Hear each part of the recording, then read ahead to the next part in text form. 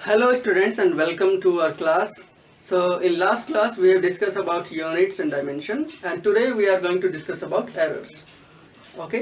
तो आज की क्लास पढ़ने से पहले आपको यूनिट एंड डायमेंशन पढ़ना बहुत ज़रूरी है और अगर आपने यूनिट एंड डायमेंशन अभी तक नहीं पढ़ा है तो हमारे जो प्रीवियस वीडियोस हैं उनके लिंक्स मैं डिस्क्रिप्शन बॉक्स में आपको दूंगा, वहाँ से आप प्रीवियस वीडियोस देख सकते हैं।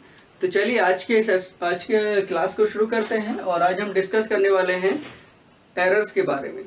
तो क्या होता है कि साइंस एंड टेक्नोलॉजी में जितने भी हम एक्सपेरिमेंट्स करते हैं, राइट, मेजरमेंट करते हैं, हम लोग मेजरमेंट की भी बात कर रहे हैं, तो मेजरमेंट करने में क्या होता है कि कई बार कुछ एरर्स हो जाती हैं। तो उन्हीं एरर्स के बारे में हम यहाँ पे आज डिस्कस करने वाले हैं। तो एरर्स बेसिकली क्या होती हैं कि the result of every measurement by any measuring instrument contain some uncertainty, और उसी अनसर्टेनिटी को हम लोग बोलते हैं एरर।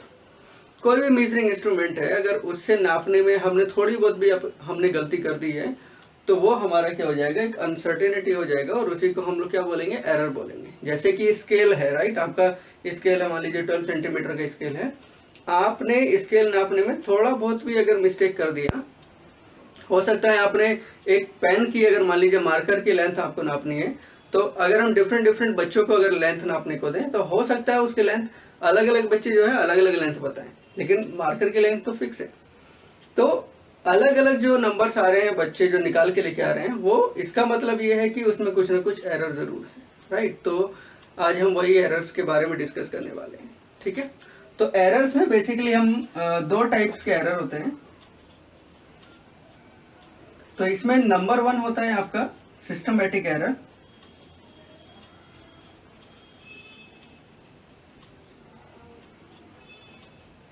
और दूसरा होता है ये रैंडम एरर।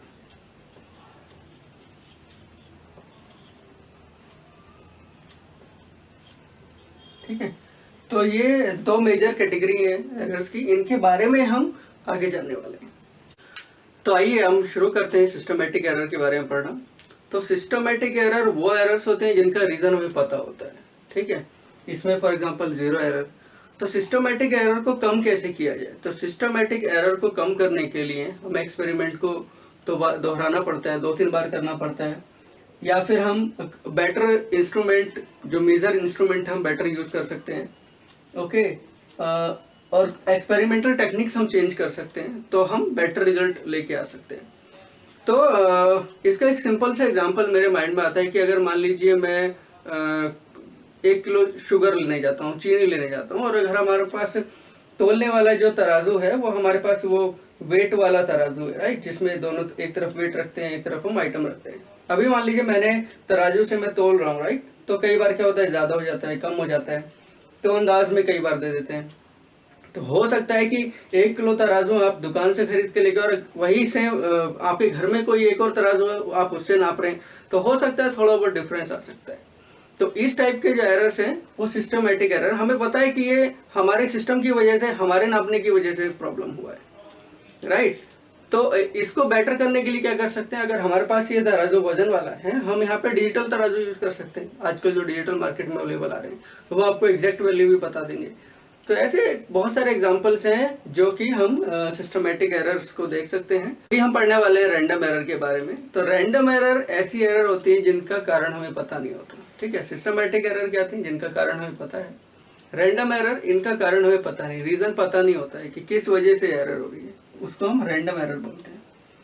क्या होता है कि कई बार मान लीजिए आप एक्सपेरिमेंट कर रहे हैं लैब में, कई बार वोल्टेज मान लीजिए हाई आ जाए, मान लीजिए आप रेजिस्टेंस का एक्सपेरिमेंट कर रहे हैं, ठीक है, रेजिस्टेंस फाइंड आउट करने के लिए, और वोल्टेज अचानक से हाई हो जाए, तो हो सकता है कि आपके जो एक्सपेरिमेंटल वैल्यूज आएंगे वो हो सकता है डिफर हो सकते हैं, चेंज हो सकते हैं, राइट।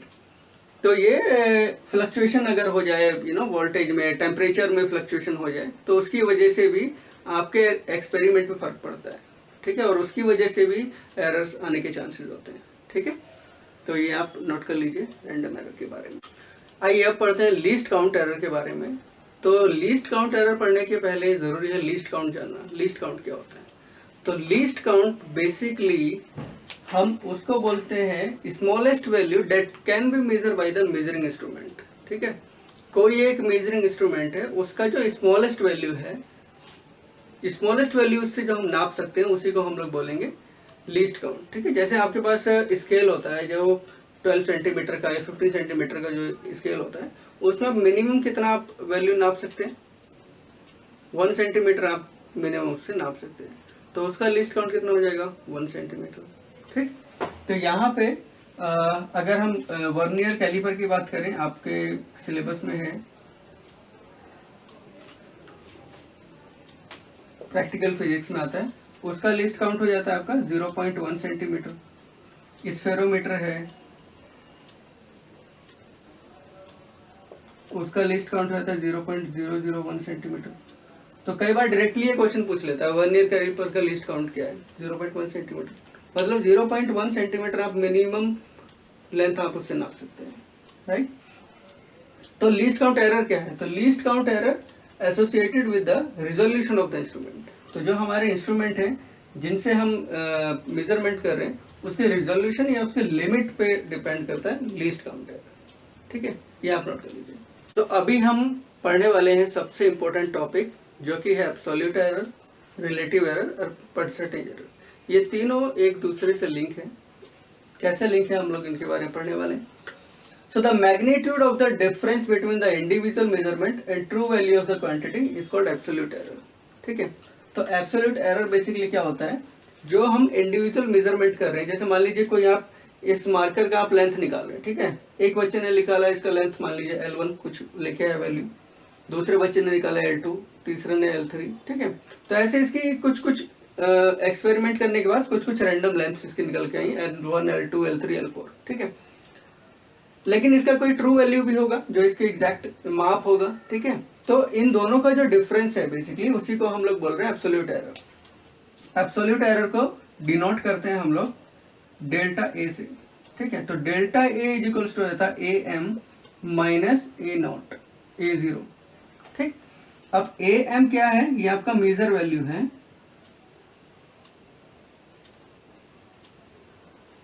और ये आपका ट्रू वैल्यू है। अब ट्रू वैल्यू जो है कई बार दिया नहीं होता है, तो ट्रू वैल्यू जो है, ट्रू वैल्यू को हम अर्थमेटिक मीन भी बोलते हैं।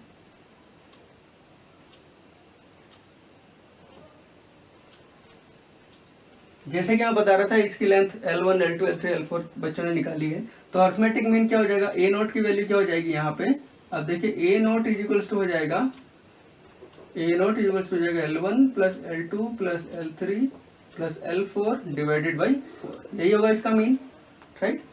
तो इसको हम ए मीन भी बोल सकते हैं और ए ट्रू वैल्यू भी बोल सकते हैं और ए नोट भी बोल सकते हैं, इसको हम ए मीन भी बोल सकते हैं, राइट। ए और इसको हम लोग ए जीरो भी, ए नोट भी बोल सकते हैं, राइट। तो ये है हमारा एब्सोल्यूट एरर। ठीक, अब इसमें आगे क्या होगा, अगर मान लीजिए मैंने बहुत सारे एक्सपेरिमेंट किए हैं, तो क्या होगा, delta A is equals to हो जाएगा A1 माइनस A0। मान लीजिए मैं डिफरेंट वैल्यू लेके आया हूँ एक्सपेरिमेंट करने के बाद, जैसे मैंने यहाँ पे L1 L2 L3 L4 लिखा है, मैं A1 A2 A3 A4 भी ले सकता हूँ। तो ये हो जाएगा A1 minus A0 delta A1, और delta A2 is equals to कितना हो जाएगा, A2 माइनस A0, राइट। तो ऐसे क्या, मैं बहुत सारे ऐसे एक्सपेरिमेंट करते जाऊंगा, तो इसको हम ऐसे भी लिख सकते हैं, delta A N is equals to A N minus A zero,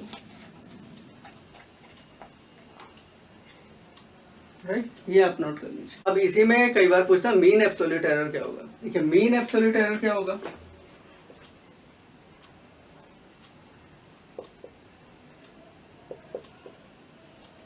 यानी कि जो अभी एब्सोल्यूट एरर निकल के आई है उसका मीन ले लेना है, उसका एवरेज ले लेना है। तो delta A mean is equals to हो जाएगा A1 delta A1, delta A से हम रिप्रेजेंट करते हैं क्योंकि एब्सोल्यूट एरर को, ये होगा delta A2 dot dot dot divided by n।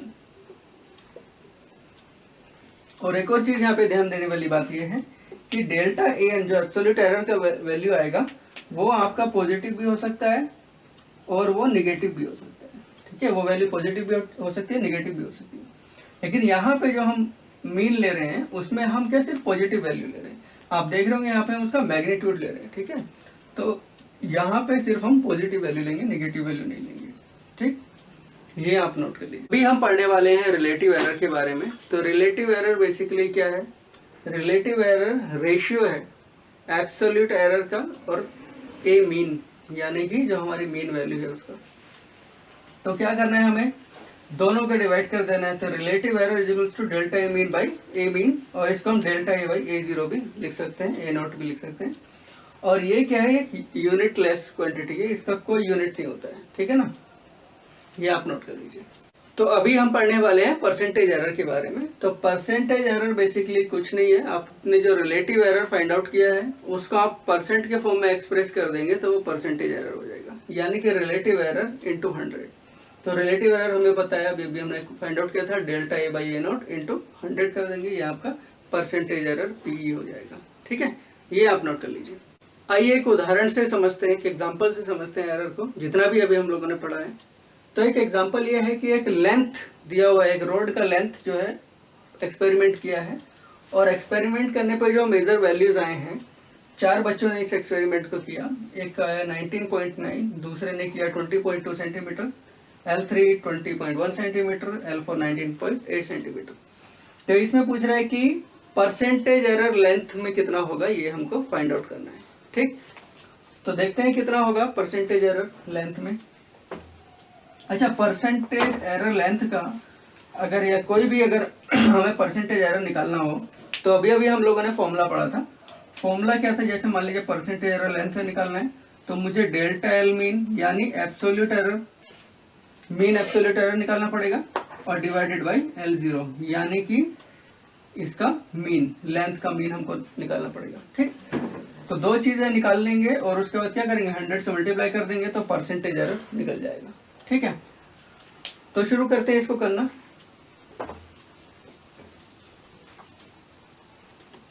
तो सबसे पहले क्या करते हैं, इसमें मीन निकाल लेते हैं L0। तो मीन निकालने के लिए सिंपल है, L not is equals to क्या हो जाएगा, सबको ऐड कर दो, L1 plus L2 plus L3 plus L4 और डिवाइडेड बाई जितनी वैल्यूज हैं 4 से डिवाइड कर देंगे, एवरेज ले लेंगे।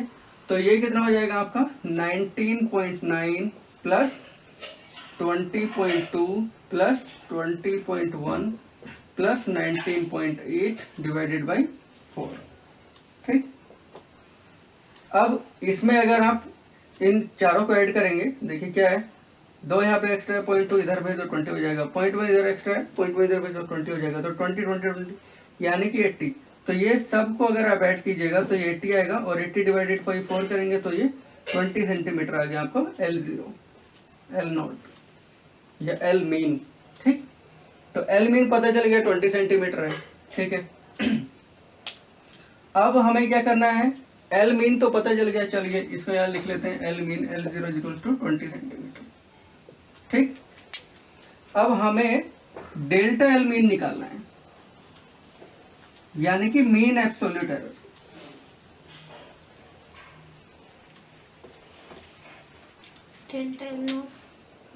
तो डेल्टा एल मीन अगर हमको निकालना है तो उसके लिए हमें क्या पता होना जरूरी है, हमें डेल्टा L1 पता होना जरूरी है, हमें डेल्टा L2 पता होना जरूरी है, डेल्टा L3 पता होना जरूरी है, राइट, प्लस डेल्टा L4 पता होना चाहिए, और डिवाइडेड बाई जितनी ये वैल्यू है L mean L not, right. तो अभी मैं डेल्टा L1 कैसे निकालूंगा, तो एब्सोल्यूट एरर का फॉर्मूला क्या था, वो ये था कि delta A is equals to क्या था, measure value minus A not, यानी कि मीन, माइनस कर देंगे। तो अगर मुझे डेल्टा L1 निकालना है तो डेल्टा L1 इक्वल्स टू हो जाएगा L1 माइनस एल नॉट।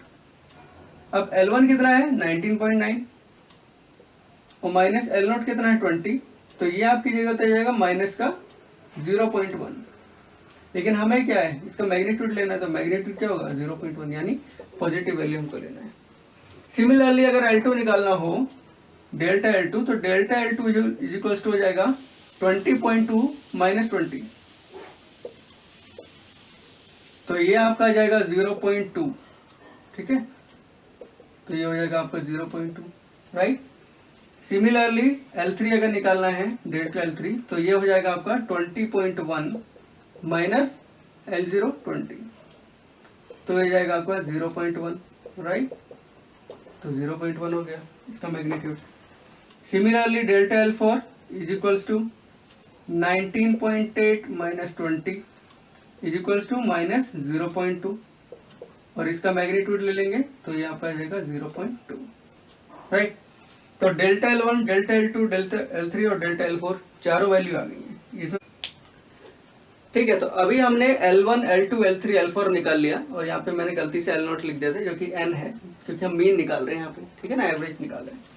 तो यहाँ पे हम सारी वैल्यूज पुट कर देंगे, तो ये आएगा 0.1 plus 0.2 plus 0.1 plus 0.2 divided by 4। इन सबको आप ऐड कीजिएगा, ये हो जाएगा 0.6 डिवाइडेड बाई 4, ठीक है। तो ये आपका मीन एब्सोल्यूट एरर आ गया, ठीक। अब मीन एब्सोल्यूट एरर को आप L0 से डिवाइड कर देंगे तो रिलेटिव एरर हो जाएगा, और इसको 100 से मल्टीप्लाई कर देंगे तो परसेंटेज एरर हो जाएगा। तो percentage L is equals to हो जाएगा delta L mean divided by L mean या L0 is equals two into 100। तो इसको सॉल्व कर लेते हैं, तो हो जाएगा is equals to 0.6 divided by 4 divided by 20 into 100, ठीक है। तो ये आएगा 0.6 बाई 4 इंटू 20 इंटू 100, ठीक है। ये 0 से 1 0 कैंसिल हो जाएगा, ये 2 इंटू 2 4, ये 2 इंटू 5 10, ठीक है। और ये 2 से 2.5 बार कट जाएगा 5, ठीक है। ये 2 से 3 बार कट जाएगा तो ये 0.3, तो 0.3 इंटू 2.5 करेंगे तो ये आंसर आपका जाएगा 0.75। इतने परसेंटेज एरर आएगा आपका लेंथ, ठीक है। ये आप नोट कर लीजिए। तो अभी हमारे पास एक नया क्वेश्चन है, एक और एग्जांपल से समझते हैं एरर्स को। इसमें दिया हुआ है resistance equals to R is equals to 30 ohm plus minus 0.45 ohm, ठीक है। तो ये आपका क्या 30 ओम दिया हुआ है, ये आप इसको ट्रू वैल्यू या फिर मीन वैल्यू बोल सकते हैं, और ये कुछ इसमें जो एरर वैल्यू आ रही है कि या तो प्लस 0.45 है या माइनस 0.45 है, ठीक है। तो इसमें परसेंटेज एरर पूछ रहा है, तो percentage error basically is equals to क्या होता है, इज इक्वल्स टू होता है आपका delta R by R into 100, ठीक है, वही R0। तो डेल्टा R यहाँ पे क्या होगा, डेल्टा R आपका ये वैल्यू होगा, ठीक है। तो ये हो जाएगा आपका 0.45 इंटू मीन वैल्यू क्या है आपका, ये 30 ओम डिवाइडेड बाई 30 इंटू 100, ठीक है। तो ये आप इसको सॉल्व करेंगे तो ये 0.15 बार कट जाएगा, तो R का जो परसेंटेज एरर आएगा वो आएगा 1.5%, ठीक है। तो कई बार इस तरीके के सवाल भी आ जाते हैं, ये आप नोट कर लीजिए। तो आइए अभी हम पढ़ते हैं कॉम्बिनेशन ऑफ एरर्स में। तो सबसे पहले हम पढ़ने वाले हैं एरर ऑफ सम और डिफरेंस, ठीक है। कई बार क्या होता है आपका, हो सकता है कुछ फंक्शन इस टाइप का दिया हो, मान लीजिए z इज इक्वल्स टू दिया हुआ है x प्लस वाई, ठीक है। ये क्वांटिटी दिया हुआ है, एक और दूसरा क्वांटिटी दिया हुआ है, या फिर मान लीजिए ऐसे दिया हो z is equals to x minus Y, right. या तो एडिशन हो रहा हो या सब्ट्रैक्शन हो रहा हो, तो उस केस में क्या होगा एब्सोल्यूट एरर, तो delta z max is equals to होगा आपका delta x plus delta Y, ठीक है। तो इसका जो एब्सोल्यूट एरर है x का और जो एब्सोल्यूट एरर है y का, दोनों का हम सिंपली एडिशन कर देंगे, वही होगा आपका absolute error of z max, ठीक है। तो चाहे यहाँ पे एडिशन हो चाहे सब्ट्रैक्शन हो, हमें एरर के जब कैलकुलेट कर रहे हैं तो दोनों के एब्सोल्यूट एरर को ऐड कर देना होगा, ठीक है। यही इसका रूल भी है, ठीक है। तो इसका रूल चाहे तो आप नोट डाउन भी कर सकते हैं। तो इसका रूल है when two quantities are added और subtracted, the absolute error in the final result is the sum of the absolute error in individual quantities, ठीक है। तो इंडिविजुअल क्वांटिटीज का जो एब्सोल्यूट एरर है उन दोनों को आपको ऐड कर देना है, तो आपको फाइनल एब्सोल्यूट एरर पता चल जाएगा, ठीक है, z max. Combination of error में दूसरा पार्ट है जिसमें हम पढ़ने वाले हैं एरर ऑफ प्रोडक्ट और क्वोशिएंट। तो बेसिकली इसमें क्या होगा, मान लीजिए आपको दिया हुआ है z is equals to x into Y, या फिर ऐसे दिया हुआ z is equals to x divided by Y. तो इस केस में क्या होगा, delta Z by Z max is equals to हो जाएगा delta X by X plus delta Y by Y. तो वहां पे एडिशन और सब्ट्रैक्शन में हम क्या कर रहे थे, दोनों इंडिविजुअल क्वांटिटी का एब्सोल्यूट एरर को जोड़ रहे थे, ऐड कर रहे थे। लेकिन यहाँ पे क्या है, यहाँ पे हम लोग रिलेटिव एरर को ऐड कर रहे हैं, ठीक है ना। ये एक डिफरेंस है जो हमें याद रखना है, ठीक। तो अगर मान लीजिए z इज इक्वल्स टू कुछ ऐसे दिया हो, x की पावर m इंटू वाई की पावर n, राइट। तो उस केस में क्या हो जाएगा, delta z by Z max relative error is equals to हो जाएगा आपका m into delta X by X plus n into delta Y by Y. कुछ नहीं कर रहे, जो हमारा पावर है वो आगे हो जाएगा मल्टीप्लिकेशन में, और इसको हम एज इट इज लिख देंगे, ठीक है, delta X by X into delta Y by Y, ठीक। तो ये आप नोट कर लीजिए। कॉम्बिनेशन ऑफ एरर्स पे आधारित एक न्यूमेरिकल है, उसमें बेसिक न्यूमेरिकल है। इसमें क्या है, एक स्फेरिकल बॉडी है, उसके मास में परसेंटेज एरर दिया हुआ है 3%, एंड देन उसके रेडियस में परसेंटेज एरर दिया हुआ है 2%, ठीक है। तो हमसे पूछा है कि डेंसिटी में कितना परसेंटेज एरर होगा, वो हमें बताना है, ठीक है। तो इसमें क्या दिया हुआ है पहले वो लिख लेते हैं। तो हमें मास में दिया हुआ है परसेंटेज एरर, यानी कि delta m by m percent is equals to 2 and delta r by r percent is equals to, sorry ये 3 दिया हुआ है और ये 2 दिया हुआ है, ठीक। तो डेंसिटी बेसिकली क्या होता है, देखिए डेंसिटी इज इक्वल्स टू होता है मास बाई वॉल्यूम, राइट। अब मास तो इसका मान लीजिए m है ही, राइट।